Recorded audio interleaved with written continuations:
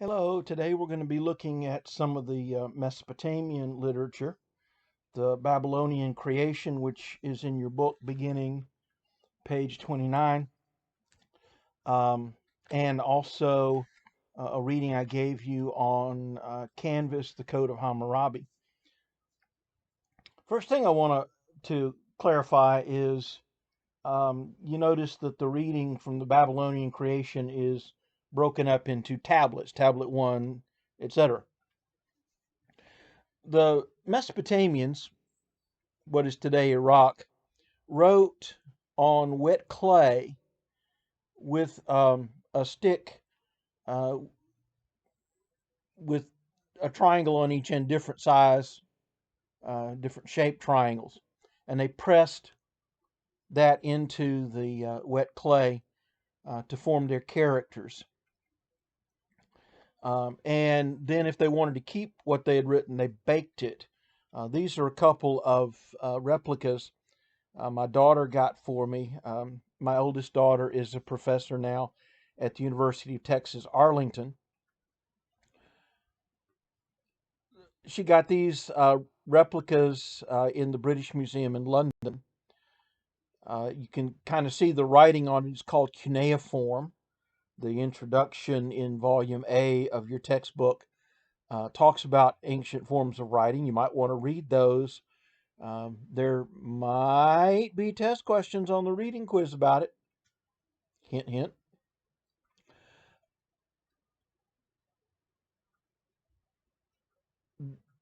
The smaller one here is a marriage contract, the equivalent of a marriage license. Marriage is a contract. The marriage license, and one of the hats I wear is I'm a United Methodist minister, so I've done my share of weddings. The marriage license is actually a form for a contract. And this is a marriage. This larger one is a divorce agreement. Some things never change. It's always been easier to get married than to get unmarried. So you want to do this right the first time. Much simpler that way. It says a man who's been married for 41 years. Okay, the Babylonian creation epic, um, sometimes called Enuma Elish, after the first two words in ancient Babylonian, when on translates as when on high, begins with a couple, Apsu and Tiamat.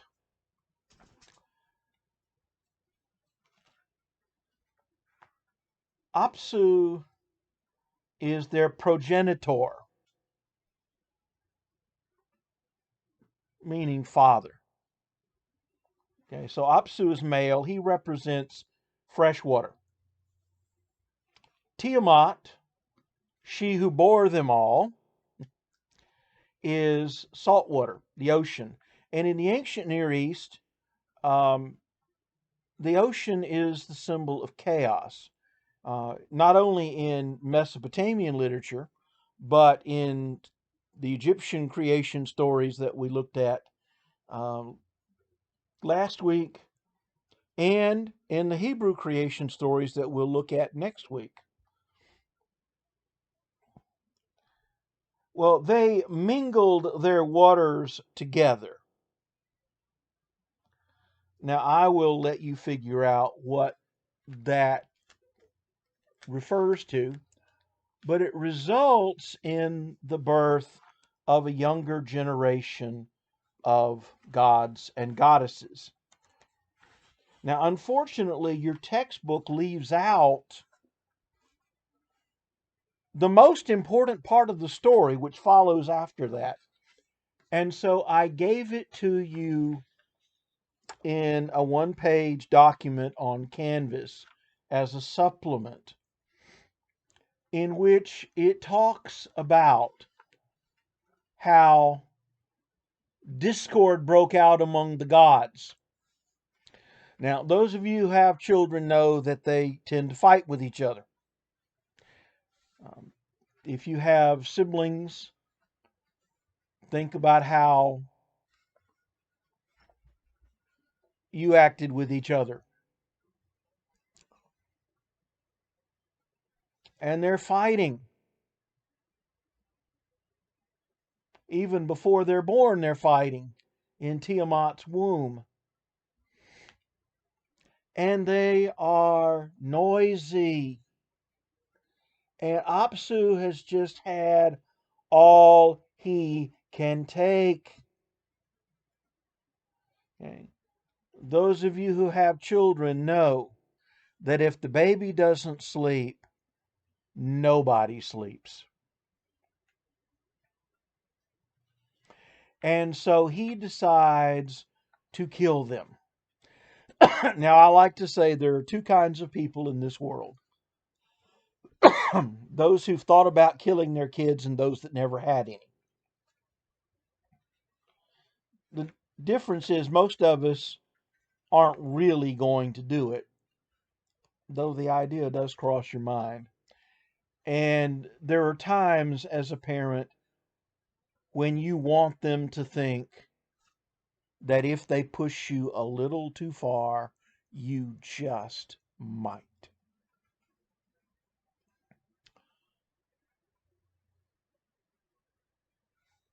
He's really going to do it. And the younger gods,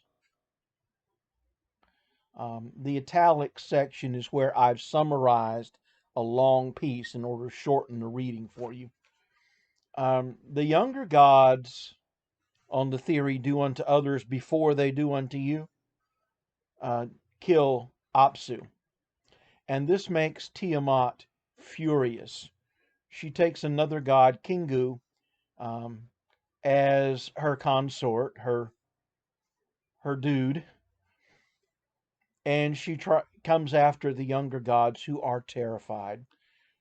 Tiamat in the artwork is pictured as a giant bird of prey with a sharp beak and claws. She is fearsome. And Marduk, who is the storm god and the chief god of Babylon, gods in the ancient world were thought to actually live in the temple. Okay, the temple was not a place where people gathered to worship like a church or a synagogue or a mosque. In fact, ordinary people never went inside the most sacred part of the temple. That's actually where the god lived. They only went into an outer courtyard. Only the priests could go actually inside. In the case of the Hebrew temple in Jerusalem, in the Hebrew Bible, the the inner sanctuary called the Holy of Holies, because Semitic languages don't have the superlative est form like holiest place. So the way you say it is the Holy of the Holies. Okay. Among all the holy places, this is the most holy. That's the only way they can say it. Only the high priest went into the Holy of Holies, and only on one day of the year, the Yom Kippur, the Day of Atonement. And they actually tied before he went in, they tied a rope around his waist that would trail behind him leading outside, so that if he had a heart attack and died in there, they could pull him out without anybody else going in. You did not go in there. Marduk had his home, literally, in Babylon. And he offers to fight her if the other gods will make him their king, which they agree to because none of them want to fight her. And so Marduk fights Tiamat, and I gave you this description of how he kills her and then he cuts her in half. From the upper part of her body, he fashions the sky. And I gave you my inimitable artwork trying to illustrate how people in the ancient Near East pictured the world. The earth was basically flat. I mean, they knew about mountains and valleys, okay? But basically flat. Above it, the sky was a solid dome, um, or vault. Your translation of one of the Hebrew creation stories in Genesis is going to translate it.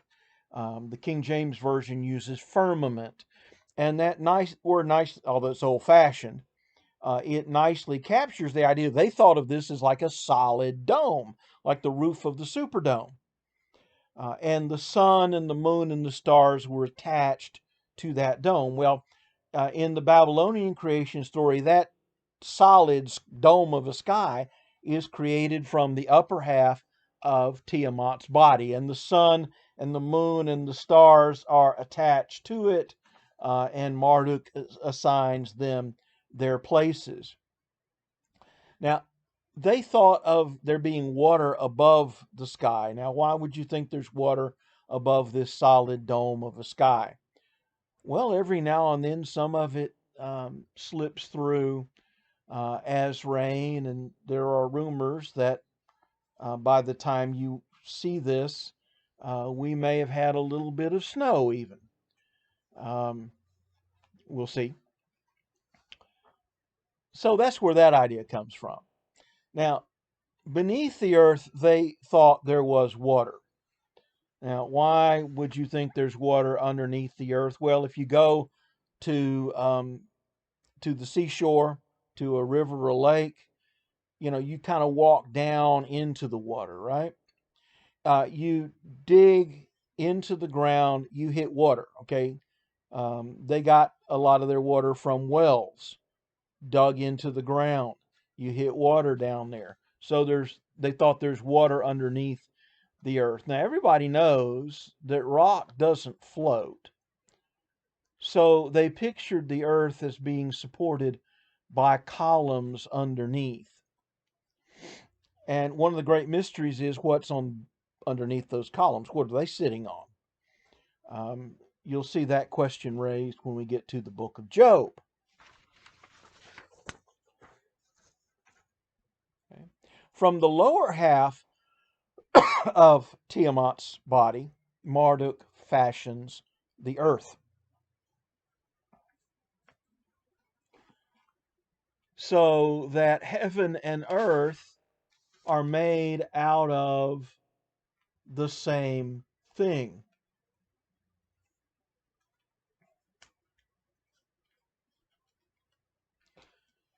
The body of the goddess.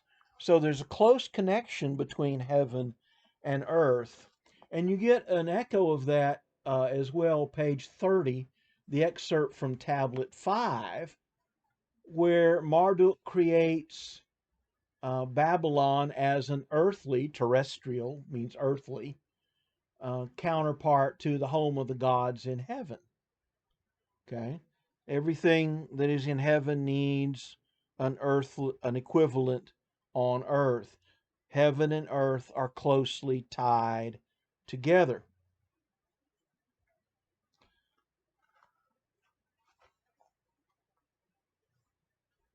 That connection continues at the bottom of page 30 and page 31 in the excerpt from tablet 6, where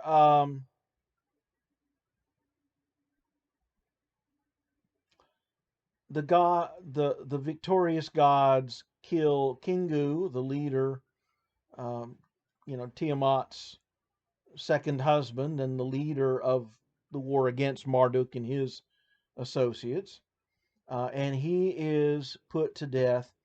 And from his blood, Marduk fashions the first human being. Top of page 31, I shall create humankind. They shall bear the God's burden that those may rest. Okay. So that human beings will feed the gods by making offerings to them. The center of worship in the ancient Near East, throughout the ancient Near East, Egypt, Mesopotamia, the Hebrew Bible, is sacrifice. They would offer wine or beer or olive oil, pouring it out onto the altar as an offering to the gods. They would burn grain or bread, um, and would kill animals and burn the flesh of the animal as an offering to the gods. And it's thought that the gods actually eat this. And so human beings are created in order to take care of the work um, for the gods. And the key point in this is that human beings are made from the blood of a god. Now, what all this adds up to is this: there's a close connection between heaven and earth, between human beings and the gods. They're made of the same stuff. Now, what that means is that when something happens in heaven among the gods, it will cause the same kind of thing to happen on earth among human beings. And you see that on page 32, where Marduk makes his home in Babylon. And this in turn makes Babylon dominant over its neighbors. As Marduk becomes king of the gods, so his city, Babylon, becomes king of the cities. Okay, and the proof that that's how they understood that is from another Mesopotamian civilization, Assyria. And in the Assyrian version of this story, it is their chief god, Ashur, who kills Tiamat and creates the world out of her body, and makes Ashur the capital of the world. Okay, so you see how that works. Something happens in heaven among the gods causes the same kind of thing to happen on earth among human beings. Well, if that's the case, then maybe it can work the other way. Maybe we as human beings can do things on earth in order to cause the gods in heaven to do something similar, and so bring about the results that we want. And that's particularly appealing when you think about the character of these Babylonian gods. I mean, think about the story that we just looked at. The father of the gods is actually going to kill his kids. And when they kill him, their mother tries to kill them. Do you want to depend on gods like that to meet your needs out of the goodness of their hearts?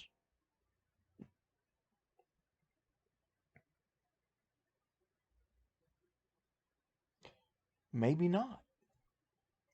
Now, what we need for the gods to do more than anything else is we need them to ensure the fertility of the crops and the livestock so that we have food to eat. Okay, I don't know about you, but I like to eat. And it's pretty obvious that I don't miss too many meals.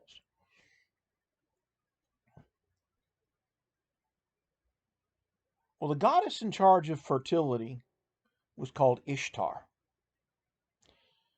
And if you looked at the PowerPoint on Mesopotamia that I gave you, it talks about sympathetic magic. The worship of Ishtar involved having sex with the priestess who represents Ishtar on earth, in the belief that this will cause her in heaven to have sex with her husband Dumuzi, because after all, that's the first step in her getting pregnant and giving birth to the abundance of crops and livestock upon which our survival depends. Okay? The idea of sympathetic magic is you do in a ritual way what you want the gods to do for real. Okay? And you can see echoes of this. Um, as I'm recording this on January 8th, the NFL playoffs start tomorrow.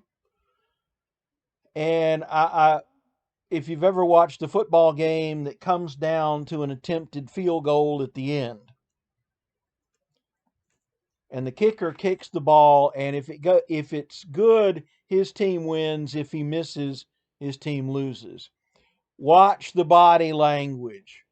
They'll try to like pull the ball in to keep it between the uprights. And of course, the other team is doing the opposite, right? Because they want him to miss. Now, I think for us as modern people in the scientific age, we don't, at least most of us, really think that our body language is going to influence the flight of the ball. It's expressing our wishes. But remember, we're talking about an age long before science. And ancient people really did think that our actions could affect the gods.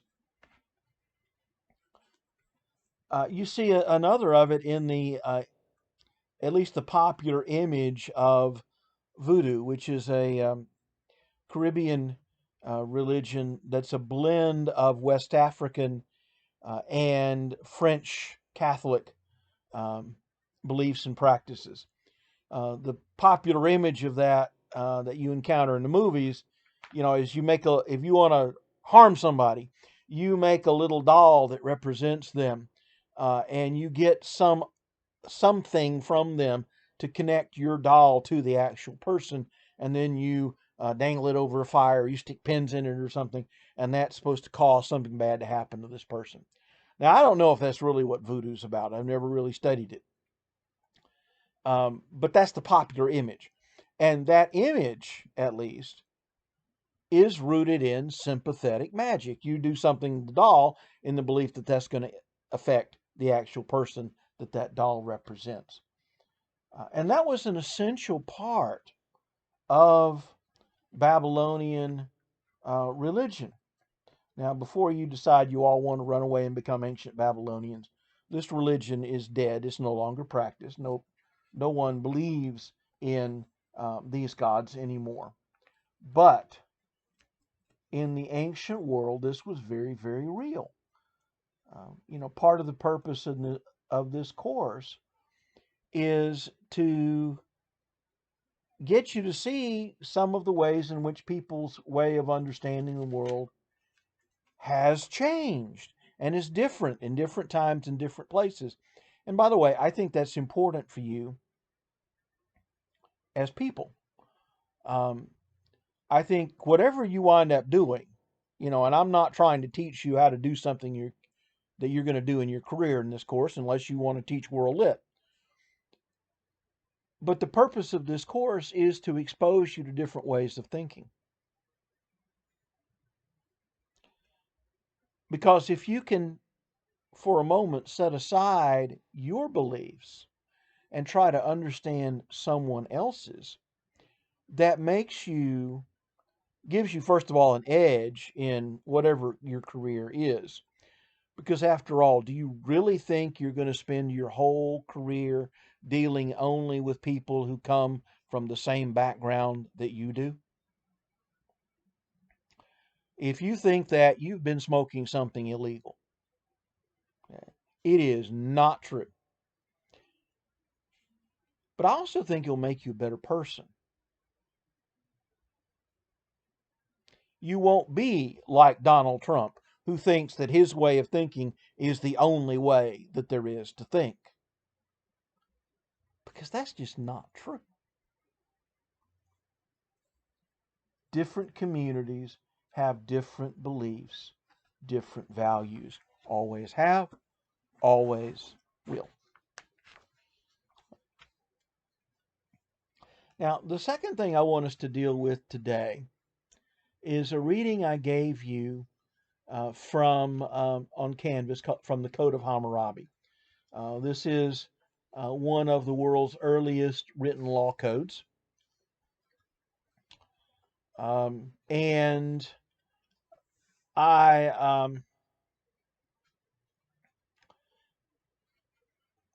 want to look at this because it gives us an understanding of Mesopotamian society, as well as what they thought was right and wrong.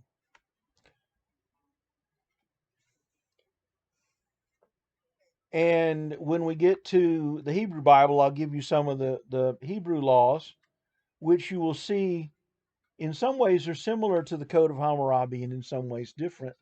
And when we get to that point, we'll look at some of the differences. Um, but when I've had students write about this, one of the things that they want to say is, as a difference, is the Hebrew laws are given by God, and the Code of Hammurabi is human. And so if you look at the first paragraph of what I gave you from the Code of Hammurabi, you'll see that that's not true. Hammurabi says that the gods gave him these laws.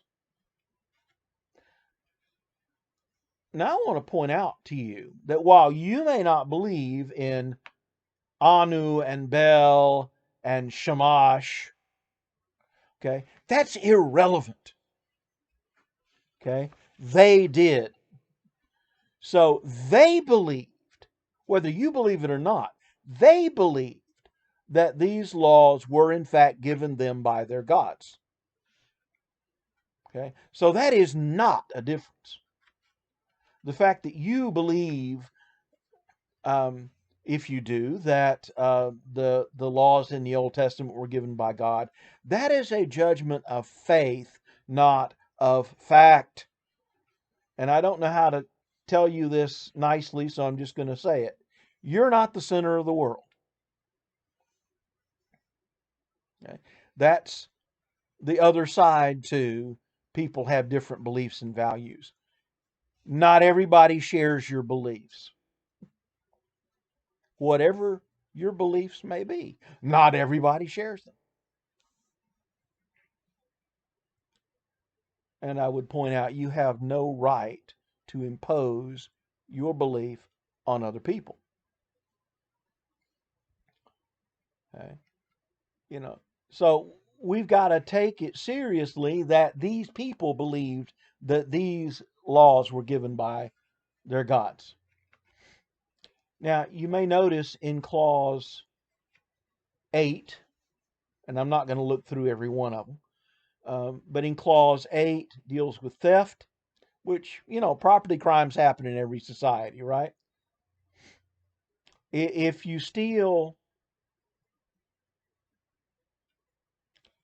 if a patrician steals, the upper class, he pays back 30 times. You steal one animal, you pay back 30. If a plebeian steals, he only pays back 10 times. Now, I'm also giving you an excerpt from a book by one of the leading archaeologists who studied ancient Sumeria. Um, and he explains why this is, and also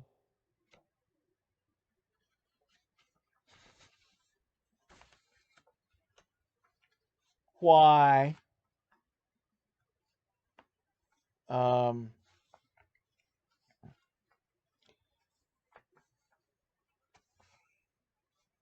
clause 196 and following, when it comes to personal injury cases, if you injure a patrician and put out his eye, your eye is put out. If you break a patrician's bone, your bone is the same bone in your body is broken. If you injure a plebeian, a freedman, you pay a fine. If you injure a slave, you pay a smaller fine. If men are fighting and a woman is injured and she loses her unborn child, clause 209, she has a miscarriage. If she's a patrician, upper class, freeborn woman, he pays 10 shekels. If she is a plebeian, a freedman, he pays 5 shekels. Now, a shekel was a weight of silver. Um, and I don't know off the top of my head what a shekel would be in our money, but 10 of them is more than 5, right? And 5 of them is more than 2, which is what you have to pay if you cause a slave woman to miscarry. So, with property crimes, the punishment varies according to the social class of the thief. With personal injury cases, the punishment varies based on the class of the victim.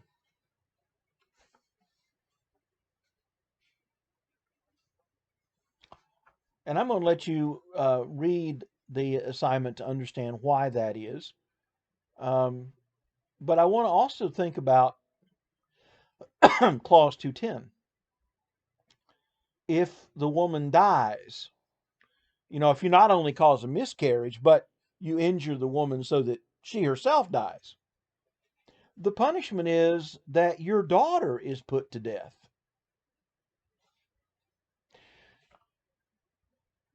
Now, where are they coming from that makes that seem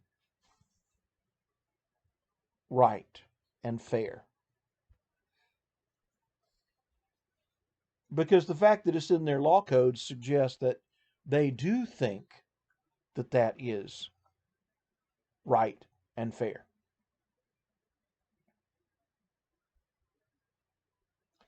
I'm going to suggest that maybe it's because they look at women differently than we do. In our society, this strikes us as being unfair.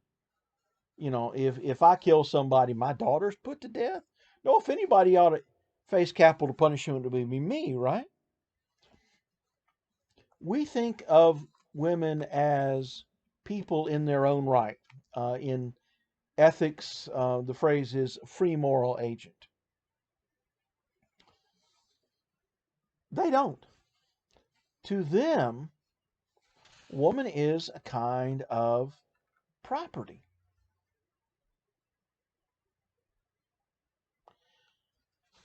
And so you deprive someone else of his daughter, you lose your daughter. That's the way they're looking at it.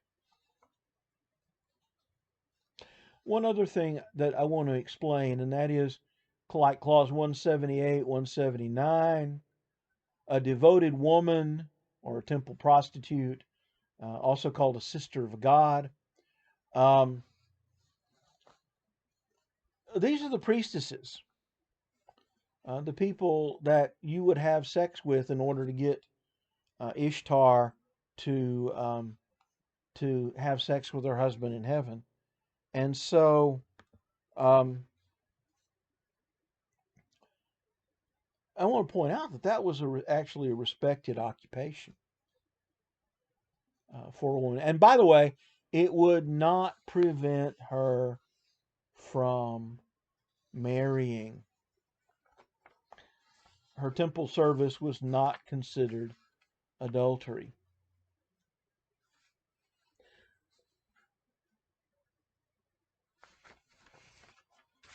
Okay, I think the reading I gave you on the Code of Hammurabi will also help you to understand the structure of Mesopotamian society. And so I'm going to break it at this point and let you do that, and then respond to the discussion questions.